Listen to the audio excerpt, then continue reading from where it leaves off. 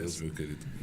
Isso é muito importante, né? Falando do início ali da sua vida ministerial, né?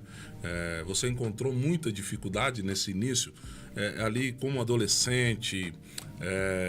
Como é que foi esse período para você? Você nasceu no berço evangélico ou você já aceitou Jesus já na adolescência, juventude? Como é que foi? Não, na verdade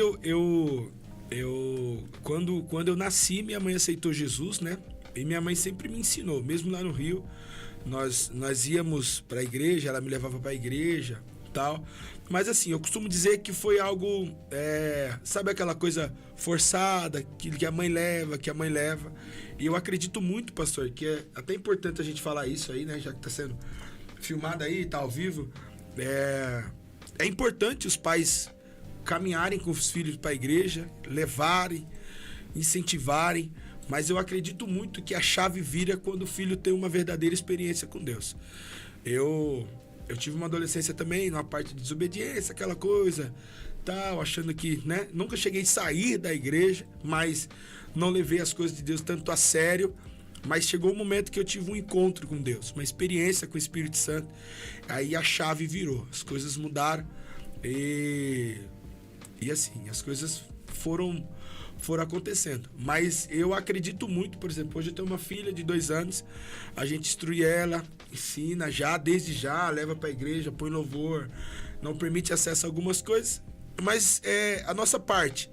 Mas eu acredito que vai chegar uma hora que a voz de Deus vai ecoar no quarto para Samuel e ele vai falar para ele, quando você ouvir a voz de novo, fala, eis-me aqui, Senhor. E aí ele vai ter uma verdadeira experiência. Eu acho que é muito sobre isso, sabe? E foi isso que aconteceu comigo. Você teve uma experiência, teve um encontro, e aí mudou uma chave. Mudou uma chave dentro de mim, que aí eu passei a levar as coisas de Deus a sério. E assim, eu sempre digo que quando Deus quer te abençoar, Ele envia pessoas. Quando Deus quer te abençoar, Ele envia pessoas. E eu fui muito feliz pelas pessoas que me rodearam. Porque eu fui composto por lideranças, né, que me ensinaram, que me lapidaram. O Paulo Guedes, a Wilma, o Ezequias mesmo, a Lucélia, a galera que me liderou nessa fase de adolescência, pré-adolescente, adolescente, jovem, disse que eu dava muito trabalho. E eu concordo com eles.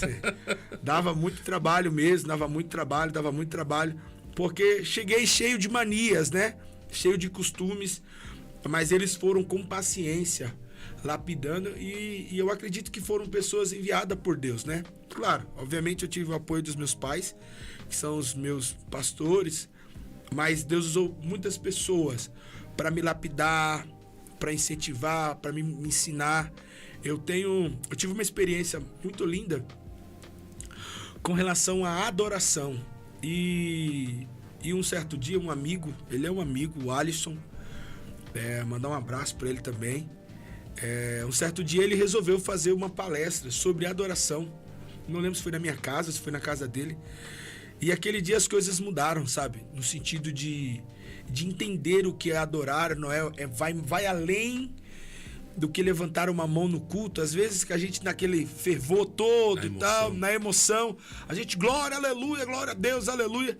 Mas pra onde? Aonde está o meu coração no meu glória? E mais do que isso, né? Ele falou, eu lembro, pra você ver, faz muitos anos isso. E eu lembro que fosse hoje, ele falou que a adoração vai muito além de 2 horas de culto. É um estilo de vida, não é um estilo de vida que precisamos